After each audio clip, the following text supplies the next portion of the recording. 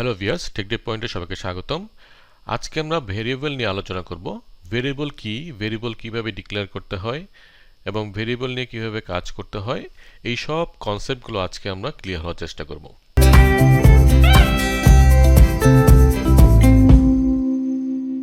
ফার্স্টে আমরা ভেরিয়েবল একটা রিয়েল লাইফ এক্সাম্পল দেখি।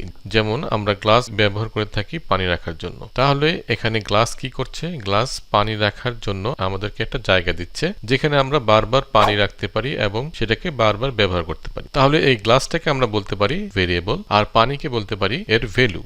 আমরা ভেরিয়েবল দ্বারা কম্পিউটার মেমোরিতে জায়গা অ্যালোকেট করে থাকি যাতে আমরা সেখানে কোনো ভ্যালু স্টোর করতে পারি এবং আমাদের প্রয়োজনে যেন আমরা সেই ভ্যালুটাকে বারবার রিইউজ করতে পারি অথবা চেঞ্জ করতে পারি। আমরা যেমন পানি রাখার জন্য এই কাচের পাত্রটাকে নাম দিয়েছি গ্লাস, তেমনি আমরা কম্পিউটার মেমোরির একটা পার্টিকুলার জায়গা অ্যালোকেট করার জন্য আমরা ভেরিয়েবলের একটা নাম দিয়ে থাকি যাকে আমরা বলে থাকি ভেরিয়েবল নেম। তাহলে আমরা কম্পিউটার মেমোরিতে একটি জায়গা অ্যালোকেট করার জন্য এবং সেই জায়গাটিকে অ্যাক্সেস করার জন্য আমরা ভেরিয়েবল ইউজ করে থাকি এবং এই ভেরিয়েবল কম্পিউটার মেমোরিতে কি পরিমাণ জায়গা নেবে তা ডিপেন্ড করে যে আমরা কি ধরনের বা কি টাইপের ভ্যালু বা ডাটা আমরা এই ভেরিয়েবলে রাখতে চাই, যাকে আমরা বলে থাকি ভেরিয়েবলটির ডাটা টাইপস। ভেরিয়েবল ডিক্লেয়ার করার জন্য প্রথমে আমাদের কি করতে হবে? প্রথমে আমাদেরকে ভেরিয়েবলটি কি ধরনের আমরা ডাটা রাখতে চাই সেই অনুযায়ী আমাদেরকে ডাটা টাইপ দিতে হবে এবং তারপরে ভেরিয়েবল একটা নাম দিতে হবে। যেমন এখানে ইন্ট লিখে এজ লিখেছি আমরা, তো এখানে ইন্ট হচ্ছে ডাটা টাইপস আর এজ হচ্ছে ভেরিয়েবল নেম। সি প্রোগ্রামিংয়ে বিভিন্ন টাইপের ডাটা রাখার জন্য ভিন্ন ভিন্ন টাইপের ডাটা টাইপস আছে। যেমন ইন্টিজার টাইপের ডাটা রাখার জন্য আমরা ইন্ট ইউজ করে থাকি, তেমনি ক্যারেক্টার টাইপ ডাটা রাখার জন্য আমরা কার ইউজ করে থাকি। ডেটা টাইপ নিয়ে আমরা নেক্সট ভিডিওতে ডিটেলস জানবো। এখন আমরা এটুকু বুঝি যে ডাটা টাইপস দ্বারা আমরা ডিফাইন করতে পারি যে কি টাইপের ডাটা আমরা ভেরিয়েবলে স্টোর করব এবং সেটা মেমোরিতে কি পরিমাণ জায়গা অ্যালোকেট করবে। তাহলে আশা করি ভেরিয়েবল কি এটা নিয়ে আমাদের একটা ক্লিয়ার ধারণা হয়েছে। এখন আমরা কোড ব্লকসে কিছু প্রোগ্রাম লিখব এবং বোঝার চেষ্টা করব যে ভেরিয়েবল কেন আমরা আমাদের প্রয়োজন এবং কিভাবে আমরা ভেরিয়েবলকে ডিক্লেয়ার করতে পারি, ইনিশিয়ালাইজ করতে পারি এবং এটাকে বারবার আমাদের প্রোগ্রামে রিইউজ করতে পারি।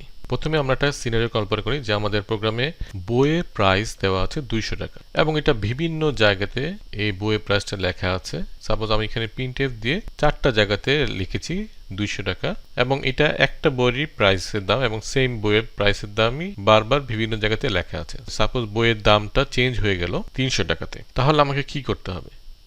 প্রত্যেকটা জায়গাতে চেঞ্জ করতে হবে, তাই তো? এবং এটা যদি একটা বড় প্রোগ্রাম হয় তাহলে আমাদের খুঁজে বের করা ডিফিকাল্ট যে কোথায় এই প্রাইসটা লেখা আছে এবং কোন কোন জায়গাতে চেঞ্জ করতে হবে। এই সিনারিওতে আমাদের ভেরিয়েবল বেশ কাজে লাগে। যেমন আমরা যদি এখন ডিক্লেয়ার করি যে ইন্ট প্রাইস ইকুয়াল টু 300, এখন কিন্তু আমাদের আর প্রয়োজন নাই এটাকে বারবার লেখা। এখন আমরা কি করব? প্রাইস, প্রত্যেকটা প্রিন্টএফে আমরা প্রাইসটা দিয়ে দিব এবং এখানে যদি আমরা এখন %d দিয়ে দিই আমাদের ফরম্যাট স্পেসিফায়ার, তাহলে কিন্তু আমাদের কাজ শেষ। এখন কি হলো? এখন যদি প্রাইসটা ছিল আগে 200, এখন যদি আমরা এটাকে আমাদের প্রাইসটা চেঞ্জ হয়ে গেল, তাহলে আমাদের কোথায় চেঞ্জ করতে হবে? এইসব জায়গাতে আর কোনো চেঞ্জ করার প্রয়োজন নাই। তখন আমরা যদি শুধু এখানে চেঞ্জ করি তাহলে কিন্তু আমাদের প্রত্যেকটা জায়গাতে 300 টাকা প্রাইস হয়ে যাবে। তাহলে এখন আমরা এই প্রোগ্রামটা একটু রান করে দেখি। তাহলে আমরা সব জায়গাতে 200 টাকা পেয়ে যাচ্ছি। এখন আমাদের বইয়ের প্রাইসটি হয়ে গেল 300, তাহলে আমাদের শুধু এখানে চেঞ্জ করলে আমাদের কাজ শেষ, তাই তো? আমাদের আর কোনো জায়গাতে চেঞ্জ করা হতো না। 300 টাকা, সব জায়গাতে 300 টাকা চেঞ্জ হয়ে গেল। তাহলে যখন বড় প্রোগ্রাম হয় তখন আমাদের ভেরিয়েবল কিন্তু এইভাবে কাজে দেয়। আমরা এই ভ্যালুটাকে রিইউজ করতে পারতেছি এবং চেঞ্জও করতে পারতেছি। সো ভেরিয়েবল কি? ভেরিয়েবলকে আমরা আমাদের কম্পিউটার মেমোরিতে জায়গা অ্যালোকেট করে এবং ভেরিয়েবলের মাধ্যমে আমরা ভেরিয়েবলের ভ্যালুকে চেঞ্জ করতে পারি এবং রিইউজ করতে পারি। এখন আমরা একটা নতুন এক্সাম্পল দেখি যে আমরা কিভাবে ভেরিয়েবল ডিক্লেয়ার করতে পারি এবং কিভাবে ভেরিয়েবল নিয়ে কাজ করতে পারি। সাপোজ আমরা একটি ভেরিয়েবল ডিক্লেয়ার করলাম, তো ডিক্লেয়ার করার জন্য আমাদের ফার্স্ট ডাটা টাইপ দিতে হবে, তারপরে ভেরিয়েবলটার নাম দিতে হবে। তা আমি দিলাম কাউন্ট।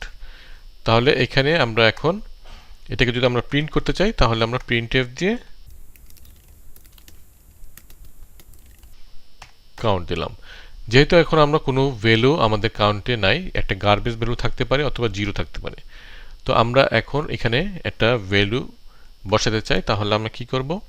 আমরা কাউন্টে সাপোজ আমি 10 রাখতে চাই, তাহলে কি হলো, কাউন্ট, আমরা যখন ইন্ট লিখে কাউন্ট লিখলাম তখন কম্পিউটার মেমোরিতে একটা জায়গা দখল করেছিল, এবং যখন আমি 10 অ্যাসাইন করে দিলাম তখন কি হয়ে গেল, এই কাউন্টের যে জায়গাটা ছিল কাউন্টের সেখানে 10 অ্যাসাইন হয়ে গেল।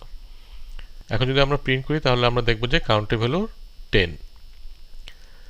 সো আমরা কাউন্টের ভ্যালু পেলাম 10। এখন আমরা চাই এটা প্রিন্ট হওয়ার পরে কাউন্টের ভ্যালুটা হয়ে যাবে 20। তাহলে আমরা কি করতে পারি, তাহলে আমাদেরকে আবার কাউন্টে কি বসাতে হবে, 20। তাহলে আমাদের কাউন্টের ভ্যালু কি হয়ে যাবে, 20। কিন্তু এখানে খেয়াল করতে হবে যে আমাদের এখানে কিন্তু আর ডাটা টাইপস দেওয়ার দরকার নেই, কারণ হচ্ছে কাউন্ট যে ভেরিয়েবলটা সেটা মেমোরি অলরেডি অ্যালোকেট করেই আছে এবং সেখানে 10 একটা ভ্যালু অ্যাসাইন করা ছিল। এখন জাস্ট আমরা ওই ভ্যালুটাকে চেঞ্জ করতেছি। সো আমরা এখানে কাউন্ট লিখে আবার 20 লিখলাম। তো আমাদের এখন কি ভ্যালু দাঁড়ালো, আমাদের ভ্যালুটা চেঞ্জ হয়ে গেল, যে এখন 20 হয়ে যাবে। সো আমরা ফার্স্টে পেলাম 10, তারপরে কাউন্টের ভ্যালু 20 চলে আসছে। ওকে, এখন আমরা চাই যে ইন্টিজার টাইপের আরও দুটি ভেরিয়েবল আমরা ডিক্লেয়ার করতে চাই, যেমন কে আর জে। এবং এই কে আর জেতে এখন কোনো ভ্যালু আমাদের অ্যাসাইন করা নাই, সো এটা গার্বেজ ভ্যালু থাকতে পারে অথবা 0 থাকতে পারে। সো এখানে এখন আমরা চাই যে এই কাউন্টে যে ভ্যালুটা আছে সেই ভ্যালুটা আমাদের কে এবং জেতে চলে আসুক। তাহলে আমরা একভাবে করতে পারি যে আমরা দেখতেছি যে এখানে কাউন্টে 20 দিছি, সো আমরা এখানে 20 অ্যাসাইন করতে পারি, জেতে আমরা 20 অ্যাসাইন করতে পারি। কিন্তু এটা কি রাইট হবে? যদি আমরা এটাকে চেঞ্জ করি, তা এটাকে যদি এখন আমরা প্রিন্ট করি তাহলে কি দাঁড়ায়?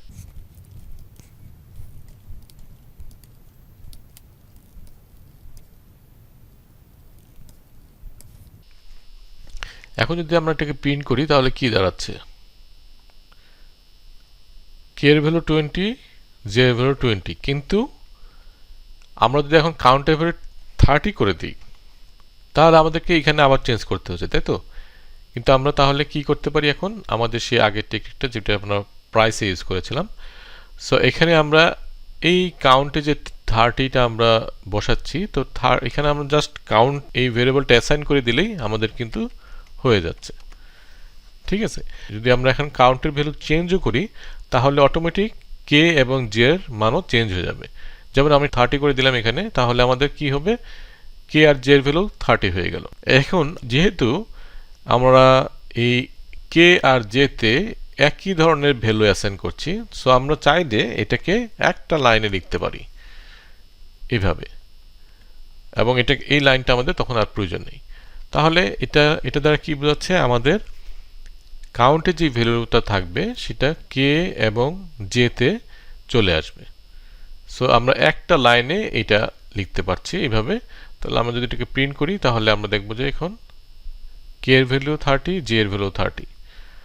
সো এখানে যদি আমরা এখন কাউন্টের ভ্যালু যাই করি না কেন, 80 করলে আমাদের এটার ভ্যালু 80 হয়ে যাবে। সো এইভাবে আমরা ভেরিয়েবলকে ডিক্লেয়ার করতে পারি, অ্যাসাইন করতে পারি, রিইউজ করতে পারি। তাহলে ভেরিয়েবল কি এটা আমাদের জানা হলো, এবং ভেরিয়েবল কিভাবে কাজ করে এটা আমরা বুঝতে পারলাম। এখন আমরা জানবো যে ভেরিয়েবল ডিক্লেয়ার করার রুলসগুলো কি। আমরা আগের ভিডিওতে দেখেছিলাম আইডেন্টিফায়ার ডিফাইন করার রুলসগুলো আর ভেরিয়েবল ডিফাইন করার রুলসগুলো সেম, কারণ ভেরিয়েবলও একটা আইডেন্টিফায়ার।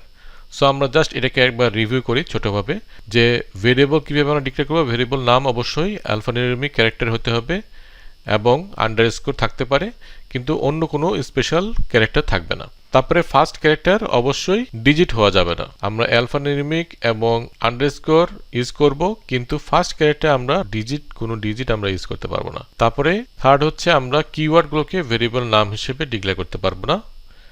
সি যেহেতু কেস সেন্সিটিভ, আপার কেস এবং লোয়ার কেস দুটি ডিফারেন্ট মিনিং করে আমাদের সি প্রোগ্রামিংয়ে। সো আমরা ইন্টের জায়গায় যদি এখানে ক্যাপিটাল ইন্ট দিই তাহলে এটা কিন্তু একটা ভেরিয়েবলের নাম হবে।